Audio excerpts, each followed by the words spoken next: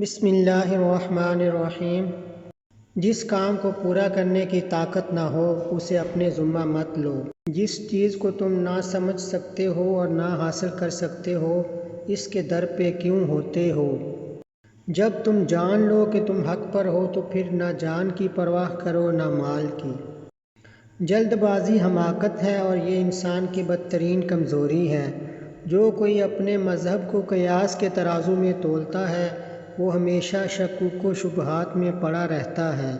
کسی نشے کی زیادہ خواہش اور حرص محض بری ہی نہیں بلکہ مہلک بھی ہوتی ہے۔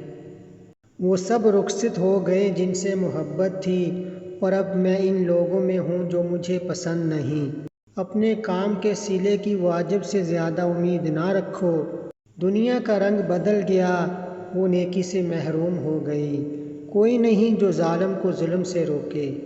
وقت آ گیا ہے کہ مومن سچائی کی راہ میں بے چین ہو کر نکل پڑے، اپنا سب کچھ اللہ کی راہ میں قربان کر دے۔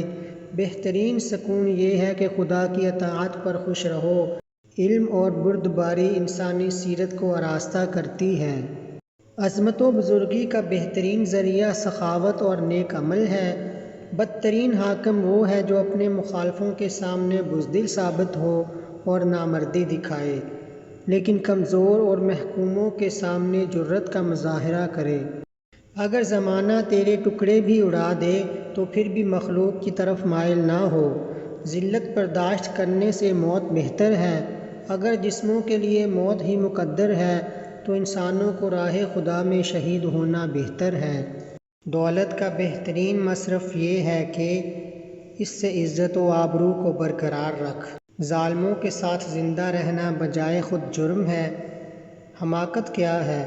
کمینوں کا اتباع اور گمراہوں کی اطاعت۔ ہمارے چینل کو سبسکرائب کریں اور لائک کریں تاکہ تازہ ترین ویڈیو کی اطلاع مل سکے۔ اللہ حافظ۔